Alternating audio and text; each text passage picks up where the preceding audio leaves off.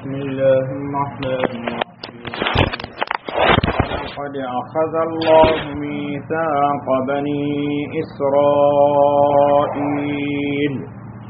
وبعثنا منهم 12 نقيبا وقال الله إني معكم لئن أقمتم الصلاة وآتيتم الزكاة وآمنتم برسلي وعزرتموهم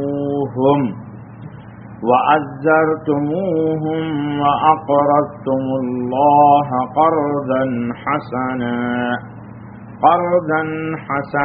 لأكفرن عنكم سيئاتكم ولأدخلنكم جنات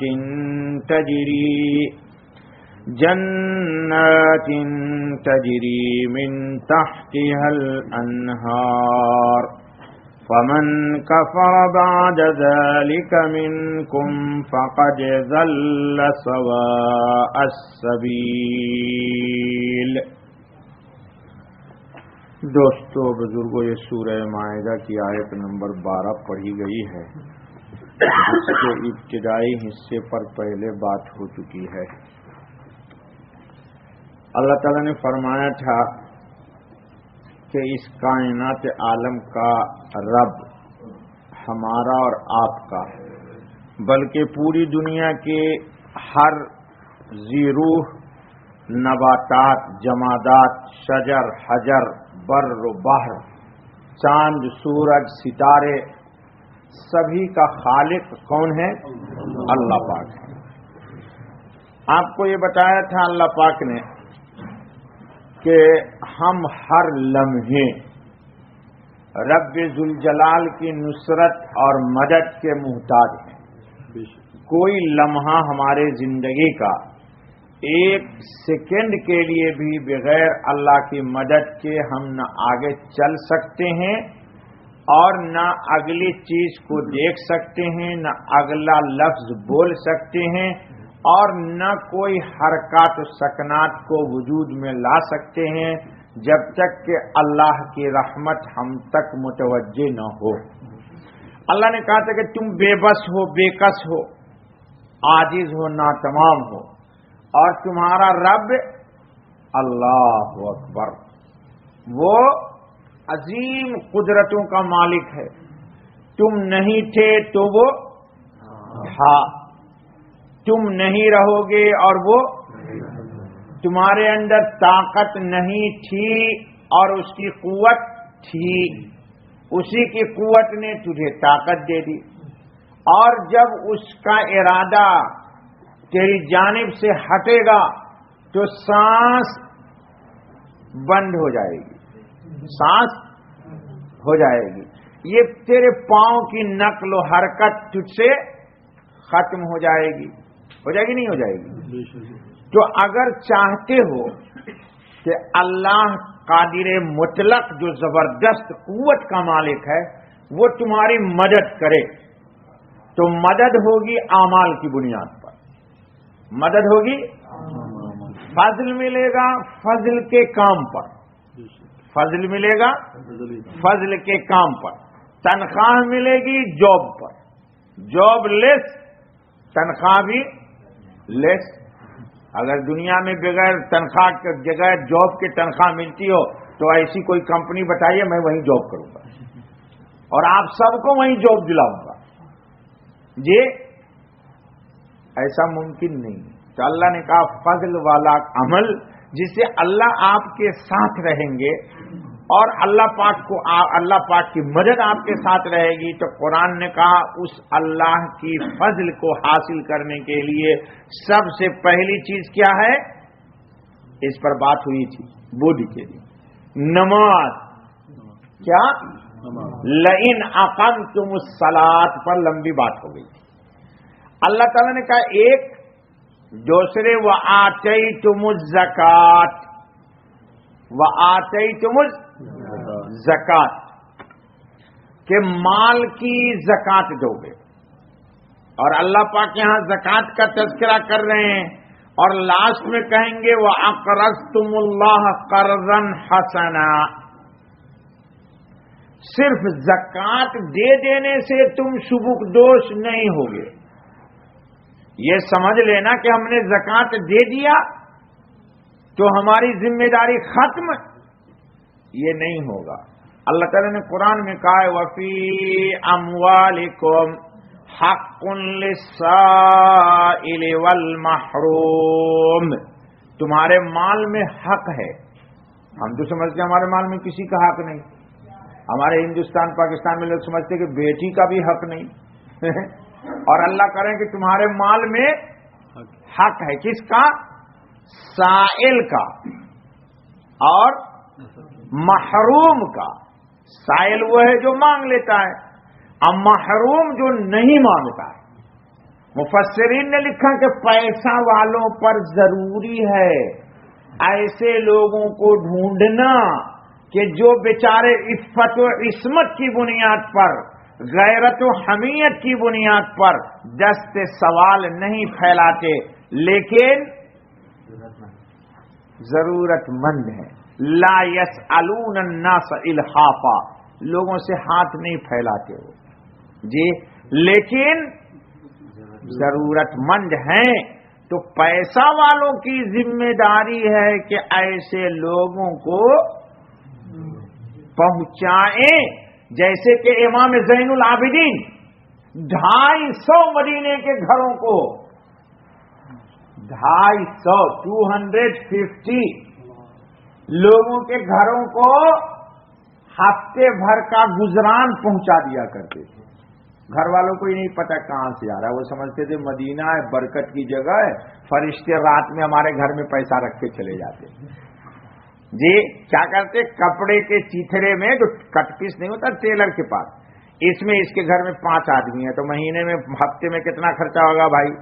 20 درہم 25 اس زمانے میں. تو باندھا اور چپکے سے گھر والے سو رہے یا دیوار سے نیچے گرا دیا. چونکہ مکان تو ایسا تھا نہیں جیسا آپ لوگوں کا فلیٹس جی، ڈور لوک جی. شیطان آئے فرشتہ نہ آئے، بس سچی بات ہے.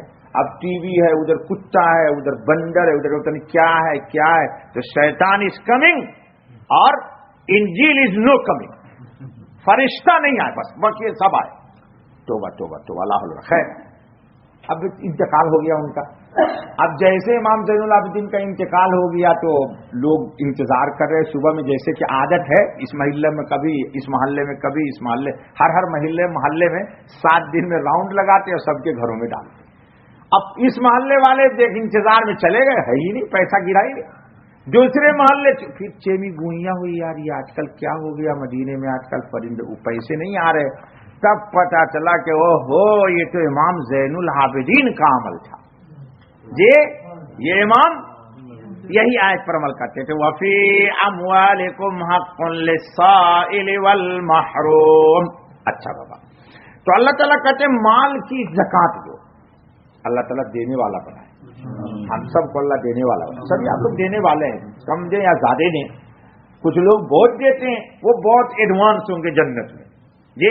حضور صلی اللہ علیہ وسلم نے فرمایا ہماری بیویوں میں سب سے پہلے وہ ملے گی مجھ سے. حضور کے وصال کے بعد حضور نے ایک اطلاع دی کہ میری بیویوں میں سب سے پہلے مجھ سے کون ملے گی؟ جس کا ہاتھ لمبا ہو. تو سب بیویوں نے اپنے اپنے ہاتھ ناپے انچی ٹیپ سے کہ کس کا ہاتھ لمبا ہے. تو ایک بیوی کا انتقال ہوا، ان کا ہاتھ سب سے چھوٹا تھا. راجا پھر کیا تفسیر؟ تو معلوم یہ ہوا کہ حضور کا اشارہ یہ تھا کہ جو صدقہ کرنے میں جو سب سے بڑی زیادہ ہوگی چیز وہ سب سے پہلے مجھ سے آ کے جنت میں ملے گی. چنانچہ انہی بیوی کا انتقال ہوا جو سب سے زیادہ صدقہ دیتی تھی، ہاتھ تو چھوٹا ہی تھا.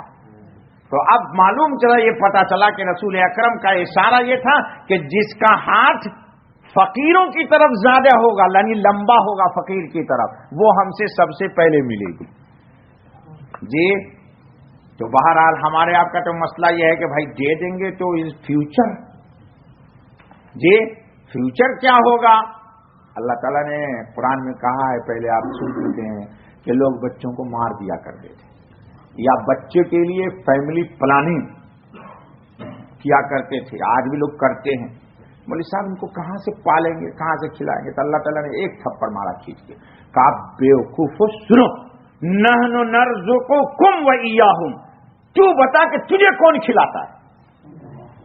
کہ جب تجھے تو اپنی روزی خود نہیں کھاتا ہے، اللہ تجھے کھلاتا ہے، تو آنے والے کو اللہ نہیں کھلائے گا؟ ہمارے ہندوستان میں بولتے اگلا بچہ ابھی نہیں اور دوسرا بچہ کبھی نہیں. تو دیواروں میں لکھا رہتا ہے، یار میں تو آپ جیو آدمی یار مجھے گالیاں دیتے ہیں آپ لوگ. دیوار پہ لکھا رہتا ہے اگلا بچہ اب کبھی نہیں. یہ تو ہم سے بھی آگے چلا گیا. اگلا بچہ ابھی نہیں اور دوسرا بچہ کبھی نہیں. جی اچھا بابا، تو اللہ تعالیٰ کہتے ہیں کہ مال کی زکات دے دو، اللہ ہم سب کو دینے والا. اس کے بعد اللہ تعالیٰ نے کہا سنو وآمنتم برسولی، میرے رسول پہ ایمان لاؤ، میرے رسول پہ ایمان. رسول کی بات پہ کوئی شک و شبہ، کہیں شک شبہ ہونے لگے تو فوراً استغفار پڑھیے. رسول کی بات میں کوئی کسی قسم کا اعتراض کیجیے ہی نہیں. جی جو آدمی کا مسئلہ ہو گیا قرآن ہی میں ہے، آئے گا آگے ہمارے، کہ رسول اللہ صلی اللہ علیہ وسلم نے فیصلہ کر دیا، ایک یہودی اور ایک منافق مسلمان.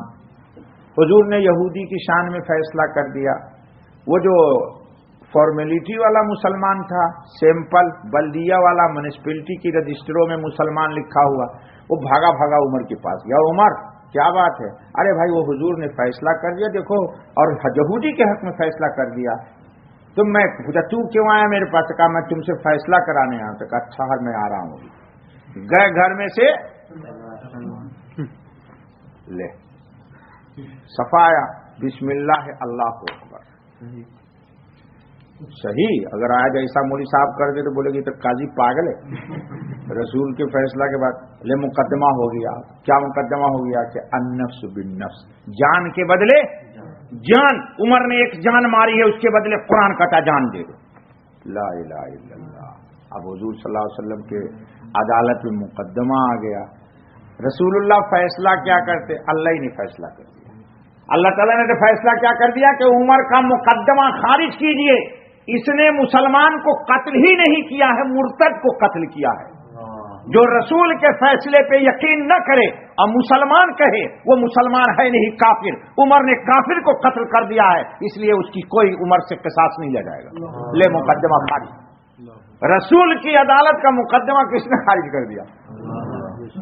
سب سے بڑی کورٹ کون ہے جی؟ سپریم کورٹ یا ہائی کورٹ؟ لے اللہ تعالیٰ کہتے ہیں ہماری کورٹ سے عمر کا مقدمہ رسول اللہ کی عدالت سے خارج کرو. اس نے تو مسلمان کو قتل ہی نہیں کیا، مرتد کو قتل کر دیا. لے گیا معاملہ صاف، معاملہ صاف کر دیا. تو اللہ تعالیٰ کہہ رہے ہیں کہ رسول کی بات میں شک. دیکھیے آپ لوگ ایک بات سے بچیے گا، میں محبت سے کہتا ہوں. بہت سارے لوگوں سے میں نے سنا، اچھے خاصے لوگ، مثال کے طور پر ایک مثال دیتا ہوں. اسلام میں ایک قانون ہے، وہ آئے گا ہمارے بیفور ٹائم بول دیتا ہوں. باپ بیٹا اور دادا، یعنی پوتا بابا دادا، پوتا ہے اور دادا ہے اور باپ مر گیا کسی کا، کہ اسلام کا قانون یہ ہے کہ مال میراث بیٹا پوتے کو نہیں ملے گی، ٹرانسفر نہیں ہوگی. ٹرانسفر کس کو ہوگی؟ دادا کو ہو جائے گی. بہت سارے لوگوں کو میں نے سنا نماز پڑھتے ہیں، روزہ رکھتے ہیں، حج کرتے، زکات دیتے، بولتے مولوی صاحب یہ اسلام کا ظالمانہ قانون ہے. یقین جانیے یہ کہنے والا اللہ نہ کرے ہم میں کوئی ہو جو یہ کہے گا وہ مرتد ہے، مرتد کافر ہے، کافر. قرآن کے فیصلے کو ظالمانہ قانون کہتا ہے. تو بے شک نماز پوری زندگی پڑھتا رہے وہ جی، پوری زندگی نماز زکات دیتا رہے، ایمان ہی نہیں ہے تو مسلمان کیا رہا؟ اب آپ کہیں گے مولوی صاحب اس کا آپ جواب دیجیے. ہم جواب دیں گے جب یہاں یہ آیت آئے گی میراث کی. اور اگر آپ کو جواب سننا ہے تو قاضی مجاہد الاسلام سے کسی نے پوچھا تھا یہ غریر مسجد میں دبئی کے، تو 3 گھنٹے انہوں نے تقریر کی، وہ آن لائن موجود ہے، اس کی سن لیجیے، قاضی مجاہد الاسلام پوری دنیا کا سب سے بڑا علم دین کا ماہر تھا، وہ انتقال کر گیا، اللہ مغفرت فرمائے۔ اچھا بابا، تو بہت سارے لوگوں کو میں نے سنا یہ کہتے کہ مولوی صاحب، بہت سارے لوگ کہتے ہیں مولوی صاحب یہ ٹھیک ہے بات، لیکن اسلام کا یہ قانون سمجھ میں نہیں آتا۔ ارے بابا، تم ہوتے کون ہو سمجھنے والے؟ تم کو تو اللہ نے کہا نہیں ہے کہ سمجھو میرے قانون کو، اللہ نے کہا ہے کہ تم ہمارے قانون پر عمل کرو گے تو مسلمان ہو۔ اللہ نے کہا کہ آپ سمجھو قرآن کو یا ایمان لاؤ مانو، ایمان لاؤ اور مانو، سمجھو۔ تم سمجھنے والے ہوتے کون؟ تمہاری عقل کیا ہے؟ عقل کیا ہے؟ عقل آج تک بتا سکی ہے کہ جبریل علیہ الصلوۃ والتسلیم رسول اکرم پڑھاتے تھے اور 30 پارہ قرآن رکھا ہوا تھا وہاں، اور آدم اور موسیٰ کو پیدا بھی نہیں کیا، اللہ نے ان کے 50,000 سال پہلے لوح محفوظ میں تقدیر لکھ دی گئی تھی۔ یہ بات سمجھ میں آتی ہے کسی کے؟ ہم نہیں سمجھنے کی کوشش کرتے، ہم اللہ پر ایمان لاتے، ہو گئی بات ختم۔ ریل کلوز آمنت باللہ وبرسولہ، اللہ پر ایمان لائے، رسول پر ایمان لائے، بلکہ یہ مسئلہ ختم۔ تو اللہ تعالیٰ کہتے ہیں، دیکھیے بڑی عجیب بات ہے، اللہ کہتے ہیں آمنتم برسولی، کا ایمان لاؤ رسول پر، وَعَزَّرْتُمُوهُمْ، اور سنو ایمان ہی نہیں لانا ہے بلکہ رسول کی مدد کرنی ہے، رسول کی مدد کرنی ہے۔ ابھی تو زمانہ ہی نہیں رہا، صحابہ نے مدد کر کے دکھلایا، اب ہمارے لیے مدد یہ ہے کہ رسول پر ایمان لانا، ان کی مدد یہ کرنا، یعنی ان کے قانون کو اپنے اوپر بھی نافذ کر لینا اور دنیا کو بھی ان کے قانون کے اوپر عمل کرنے کی نجات اور فلاح کی ضمانت دے دینا۔ سمجھنے سمجھانے کی کوشش، سمجھنے کی کوشش نہ کیجیے اور نہ سمجھانے کی کوشش کیجیے۔ ابھی 2 دن پہلے ہوا ہے حکم کہ موزے پر مسح کرنا چمڑے کے، تو چلتے ہیں نیچے، ارے بھائی موزہ کہاں لگتا ہے؟ نچلا حصہ زمین کو، تو عقل تو کہتی ہے کہ نچلے حصے کا مسح ہونی چاہیے، اور اسلام کہتا نہیں اوپر کا مسح کرو، تو سمجھ میں کہاں کی ہے بات؟ یہی بات تو سمجھنے کی شیطان مردود نے کوشش کی تھی کہ آگ میں ہوتی ہے لپٹ اور مٹی میں ہوتی ہے جھکاؤ، گرنا، تو کہا اللہ پاک آپ بھی بڑے عجیب ہیں، آپ کامن سینس نہیں جاتے اللہ پاک، ہم لہلانے والے ہیں، اوپر جانے والے ہیں، ہم میں اندر بڑائی ہے اور اس میں پستی ہے، پستی والے کو کہتے ہیں کہ اوپر والا سجدہ کرے، از تھنکنگ نو گڈ۔ یہ بات سمجھ میں نہیں آتی ہمارے، تو اللہ نے کہا مردود، تم میری بات کو سمجھنے کی کوشش کرتا ہے، تو ہوتا کون ہے؟ تجھے میں نے حکم دیا، حکم پورا کر، ایمان سمجھ لو، حکم کو پورا کر دینا ایمان، اور حجت و بحث کرنا ہاں شیطان نے، اللہ نے کہا تم مردود ہے، جا کم بخت کہیں کا، ہماری بات کو مانتا نہیں، اس میں کیل کال نکالتا ہے، ایچ پیچ نکالتا ہے، آئیں بائیں سائیں کرتا ہے، کہا کہ یہ سب نہیں چلے گا، ہم رب ہیں، خالق ہیں، عامر ہیں، جو حکم دے وہ پورا کرو، ہو گئی بات ختم جی، جو حکم دے وہ پورا کرو، بس ہو گیا۔ تو اللہ کہتے سنیے 2 بات ہے، ایمان بھی لاؤ اور رسول کی جزاک اللہ ہے۔ اس کے بعد اللہ کہتے ہیں وَأَقْرَضْتُمُ اللَّهَ قَرْضًا حَسَنًا، ہر مسئلہ اسلام کا زکات سے حل، مسجد زکات سے بنے گی، ارے بولیے بھیا، یہ سمجھا رہا ہوں وَأَقْرَضْتُمُ اللَّهَ قَرْضًا حَسَنًا، زکات تو بیوہ، یتیم، مسکین، فقیر، انما الصدقات للفقراء والمساکین والعاملین علیہا والمؤلفۃ القلوب وفی الرقاب والغارمین وفی سبیل اللہ وابن السبیل، یہ قرآن کی آیت ہے نا، قرآن کی آیت اسی طرح نا، سورہ توبہ میں گزر چکا، کہا وہاں زکات دو گے، وہاں۔ اچھا ایک بات بتاؤ، اگر حسین ابن علی نواسہ رسول بھوکا ہو تو کیا اس کو زکات سے کھلاؤ گے؟ بڑا بتاؤ، تمہارے پڑوس میں کوئی سادات خاتون ہے، بیوہ ہے، یتیم ہے، اس کے سر پہ دوپٹے نہیں ہیں، تو کیا زکات سے اس کو کھانا کھلاؤ گے؟ تمہارا ایمان کہاں چلا گیا؟ رسول کی محبت کہاں چلی گئی؟ ان کو زکات سے نہیں کھلانا ہے، وہ اہل بیت رسول ہیں، وہ اہل بیت، ان کو کس سے کھلانا ہے؟ تعاون، صدقات نافلہ، زکات نہیں دینا، منت و نیاز کی رقم نہیں دینی، فاتحہ والا کھانا نہیں کھلانا۔ ہاں مصطفیٰ بھائی، فاتحہ والا کھانا سادات کو، ورنہ حضور پکڑ لیں گے قیامت کے دن کہ تو نے مجھے زکات کھلایا۔ زکات تو اوساخ الناس ہے، میل و کچیل ہے، اور رسول تو خود پاک ہے اور ان کے اہل بیت بھی پاک ہے، تو پاک کو بالکل 100 لیٹر حلال مال کھلاؤ۔ اچھا بتاؤ، ایک بات اور بولتا ہوں، چلو اب اس سے نیچے لاتا ہوں تم کو اتار کے۔ آپ کی امی ہے، کیا ہے عارف بھائی؟ امی ہے نا، ہماری تو چلی گئی، اللہ ان کی مغفرت کر دے۔ آپ کے ابو ہیں، یہ بتاؤ کہ آپ کے پاس پیسہ ہے اور ہے زکات، تو کیا زکات کے مال سے ماں کو کھلا دو گے؟ کتنے بڑے بے غیرت ہو جی! یا اپنی 100 لیٹر کمائی سے کھلاؤ گے جی؟ آپ بہن کو دے سکتے ہو، کیونکہ بہن بیاہی گئی، جس مرد کے پاس چلی گئی شادی کر کے اس کی ذمہ داری ہے، لیکن ماں کو اور باپ کو زکات اسلام کا کیسے دے دو گے؟ تمہاری ضمیر کہاں چلی گئی؟ تو یہ کام کس سے ہوگا؟ قرض حسنہ سے۔ مسجد میں اسپیکر لگانا ہے تو زکات دو گے یا صدقات نافلہ دو گے؟ قرض حسنہ دو گے۔ مسجد کی کلئی کرانی ہے، مسجد میں جانماز رکھنی ہے، جمعہ کے دن لوگ قرآن پڑھتے، قرآن نہیں ہے مسجد میں، یہ سب ہندوستان پاکستان کی بات بتا رہا ہوں، یہاں تو سب کچھ الحمدللہ۔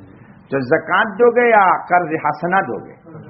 قرض حسنہ کیا ہے سنیے، میں نے استغفراللہ، میں نے کسی سے کیوں قرض لوں؟ ایک مثال کے طور پر ایک آدمی سے قرض لیتا ہے، تو شریف آدمی جب کسی سے قرض لیتا ہے تو اس کی نگاہ اس کو دیکھ کے جھک جاتی ہے،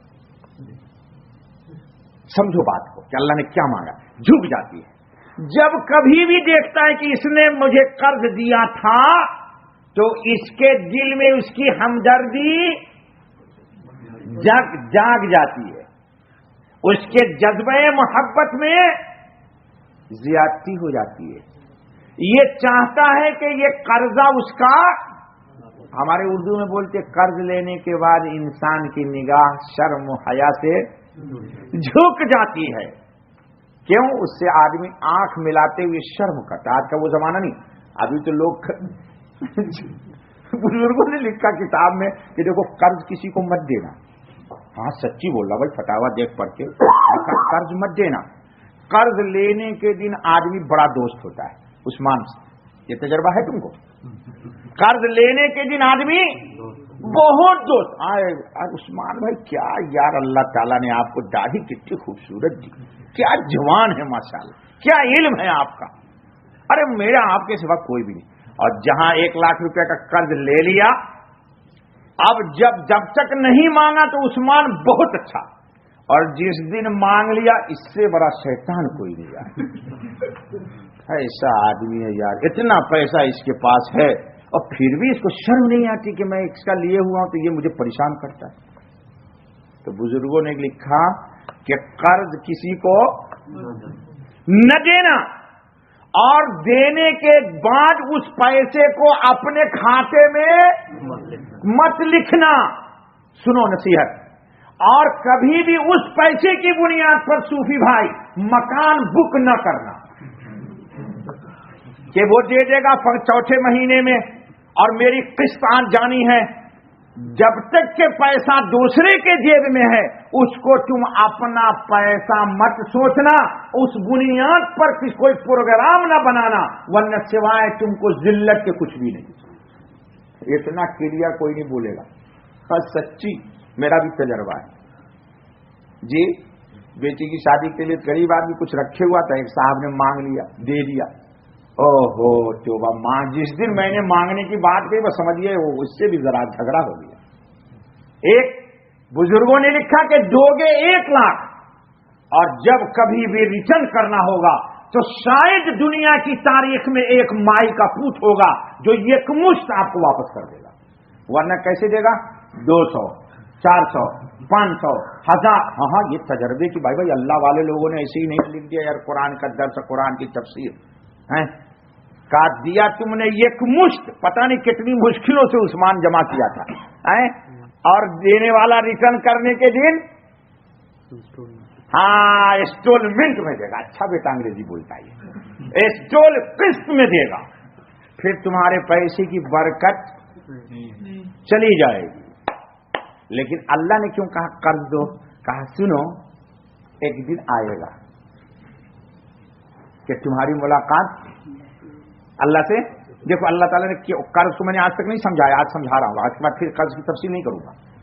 اللہ نے کہا کہ تمہاری ملاقات ایک دن اللہ سے ہونے والی ہے، تو اللہ سے ہونے والی ہے تو سمجھو کہ سب سے زیادہ قرض کو ادا کرنے والا کون ہے؟